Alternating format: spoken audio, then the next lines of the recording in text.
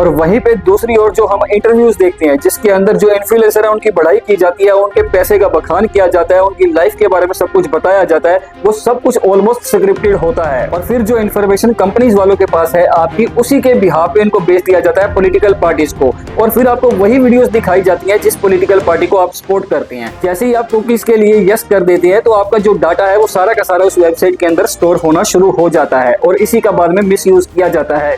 Actually में चाहे वो सॉन्ग बिल्कुल बेकार हो, उसे आप सुनना तो बड़ी दूर की बात है, चाहे सहन भी नहीं कर सकते, परंतु फिर भी वो बहुत ज्यादा चलता है। इसके पीछे होती है मार्केट स्ट्रेटजी। आज इंस्टाग्राम से लेकर यूट्यूब तक इन्फ्लुएंसर ही है और भारत का हर एक युवा इनको देखकर प्रभावित हो जाता है, क्योंकि वो भी अपनी जिंदगी के अंदर कुछ करना चाहता है इनके जैसा। क्योंकि आज भारत के युवा को भी चाहिए कि वो बहुत ज्यादा पैसे वाला हो, उसके पास भी अच्छी गाड़ी हो, जो कि इन सब इन्फ्लुएंसर के पास है, तो इसलिए वो इनको देख के बहुत जल्दी प्रभावित हो जाते हैं और इनके जैसा बनना चाहते हैं। पर मेन बात ये है कि ये जो इन्फ्लुएंसर शो करते हैं सब लोगों को, क्या वैसे ही जिंदगी जी रहे हैं या हमें एक इल्यूजन के अंदर रखा गया है और एक दिखावे की जिंदगी जी रहे हैं खुद। क्योंकि बहुत बार हम सोशल मीडिया पे ये देखते हैं कि जो इन्फ्लुएंसर है वो एक प्राइवेट जेट के अंदर बैठा है और फोटो शूट करवा रहा होता है, वहीं पे कोई लग्जरी गाड़ी खरीद रहा होता है और शो करता है कि आज मैंने ये गाड़ी खरीद ली है, कल मैं वो गाड़ी खरीदूंगा और उसके नेक्स्ट का ये प्लान है। बट एक्चुअली में इसका ऑपोजिट होता है। अगर मान लीजिए आपने भी प्राइवेट जेट के अंदर फोटो शूट करवाना है तो प्राइवेट जेट 15-20 हजार रुपए में रेंट के लिए मिल जाते हैं और जिसके अंदर बैठ के आप बड़े आराम से अपना इंटरव्यू कंडक्ट करवा सकते हैं या फोटो शूट करवा सकते हैं, अपनी मर्जी से जैसे मर्जी उसको यूज कर सकते हैं। वैसे ही सेम एज इट इज होता है गाड़ियों के साथ भी, क्योंकि गाड़ियां भी किराए पे मिल जाती हैं, तो आप जैसा मर्जी उसको चाहे यूज कर सकते हैं। फिर चाहे आप ये बोले कि मैंने इस हफ्ते ये गाड़ी खरीदी है और नेक्स्ट वीक मैं ये लूंगा और उसके बाद का ये प्लान है। बट मेन बात ये है कि जो लोग इन सबको देख रहे होते हैं, जो लोग इनसे प्रभावित होते हैं, वो इतना ज्यादा डीपली नहीं जाते हैं, वो इतना ज्यादा रिसर्च नहीं करते हैं कि जिसकी वीडियो वो देख रहे हैं वो इतना ज्यादा अमीर है भी या नहीं, या ऐसे में झूठ बोल रहा है। और वहीं पे वो युवा जो इन क्रिएटर्स को देख रहे होते हैं वो कहीं ना कहीं जाके डिमोटिवेट हो जाती है, क्योंकि वो अपनी लाइफ को कंपेयर करते हैं इनकी लाइफ के साथ और सोचते हैं कि मैंने तो कुछ अचीव नहीं किया अभी तक, जबकि ये जो सामने वाला है ये इतना कुछ अचीव कर चुका है इतनी छोटी उम्र में। और वहीं पे दूसरी ओर जो हम इंटरव्यूज देखते हैं जिसके अंदर जो इन्फ्लुएंसर है उनकी बढ़ाई की जाती है, उनके पैसे का बखान किया जाता है, उनकी लाइफ के बारे में सब कुछ बताया जाता है, वो सब कुछ ऑलमोस्ट स्क्रिप्टेड होता है। जो ये इंटरव्यूज होते हैं वो बहुत सारे पेड होते हैं, क्योंकि इसके अंदर जो स्क्रिप्ट लिखी होती है वैसा ही सामने वाले को बोलना पड़ता है और वैसा ही वो जो इन्फ्लुएंसर है वो उत्तर देता है। तो इसका सीधा सा मतलब है कि पैसे दो और जैसा चाहो आप वैसा बुलवा सकते हो सामने वाले को। और आजकल परफेक्शनिज्म के नाम पे बेचा जा रहा है इनसिक्योरिटीज को। इसकी एक सिंपल सी अगर एग्जांपल लेनी हो तो हम ले सकते हैं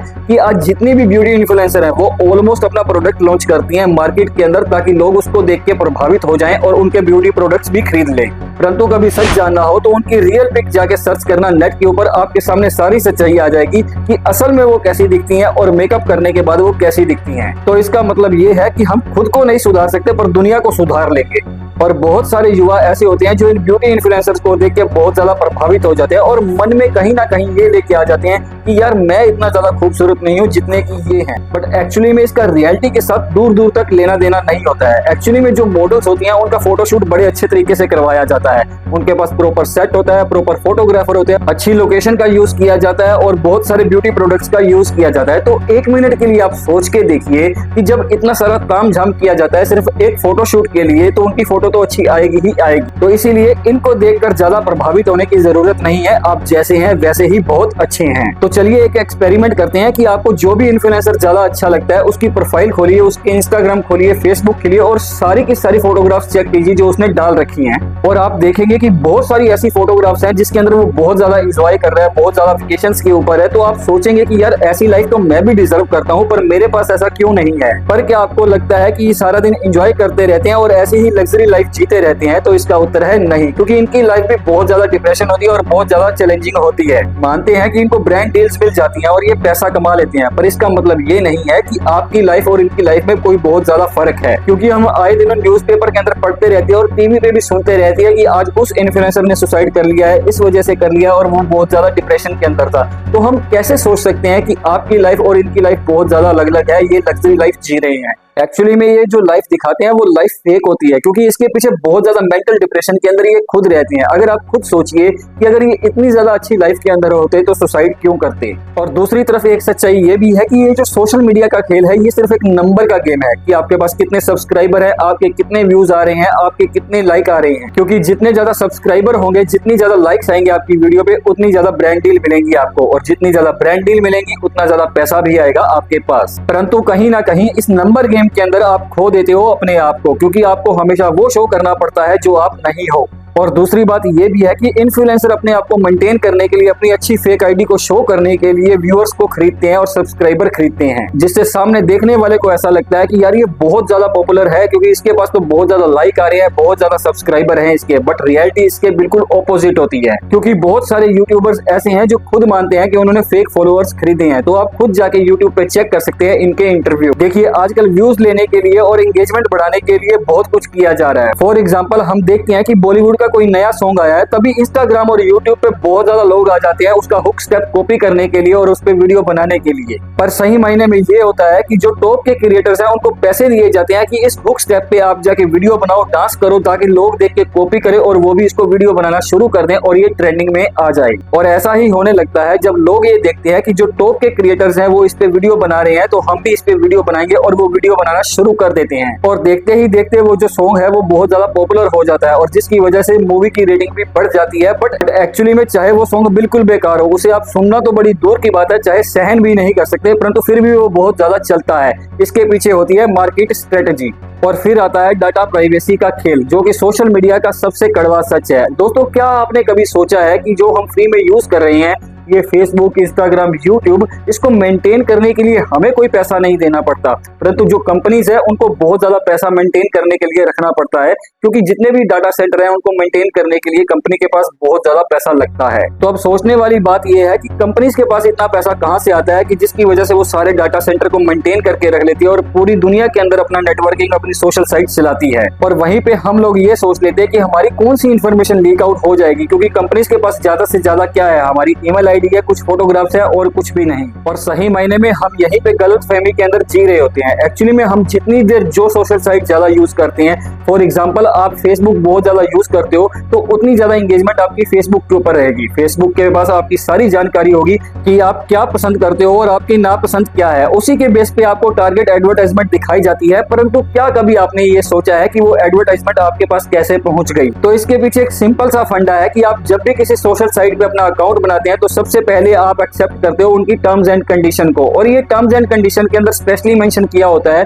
कि वो जो आपका डाटा है उसको कभी भी किसी भी तरह से यूज कर सकते हैं। और फिर आप जैसे ही सोशल मीडिया साइट्स को यूज करना शुरू करते हो, तो आपका जो डाटा है वो धीरे धीरे करके उनके पास आना शुरू हो जाता है। मतलब आपकी पसंद क्या है, आपकी नापसंद क्या है, आप किस तरह का इंटरेस्ट रखते हो, और भी बहुत कुछ। और वही जो डाटा है वो बेचा जाता है दूसरी कंपनीज को। तभी आपने कभी नोटिस किया होगा कि अगर आप किसी वेबसाइट पे विजिट करते हैं, तो उसकी कुकीज को सेव करने के लिए आपके पास पहले इंस्ट्रक्शन आ जाती है। जब तक आप उस पे ओके नहीं करते हैं, तब तक वेबसाइट भी नहीं खुलती। जैसे ही आप कुकीज के लिए यस कर देते हैं, तो आपका जो डाटा है वो सारा का सारा उस वेबसाइट के अंदर स्टोर होना शुरू हो जाता है, और इसी का बाद में मिसयूज किया जाता है। और इन कुकीज की वजह से ही आपके डेबिट कार्ड, क्रेडिट कार्ड और जो भी नेट बैंकिंग की इंफॉर्मेशन है वो सारी की सारी इन कंपनीज वालों के पास ऑलरेडी होती है। और हम ये सोच के बैठते हैं कि कंपनीज वालों के पास हमारा आखिरकार है ही क्या। और इसी इंफॉर्मेशन का कहीं ना कहीं यूज किया जाता है हैकर्स के द्वारा भी। हैकर दो तरीके से इसको यूज करते हैं, या तो अपने पर्सनल बेनिफिट के लिए, मतलब फ्रॉड वगैरह कर लेंगे आपके साथ, या दूसरी चीज ये है कि आपके डाटा को सेल कर देंगे किसी और कंपनीज को। और ऐसी बहुत सी वेबसाइट हैं जहां से हमारा जो डाटा है वो बहुत ज्यादा लीक आउट हुआ है।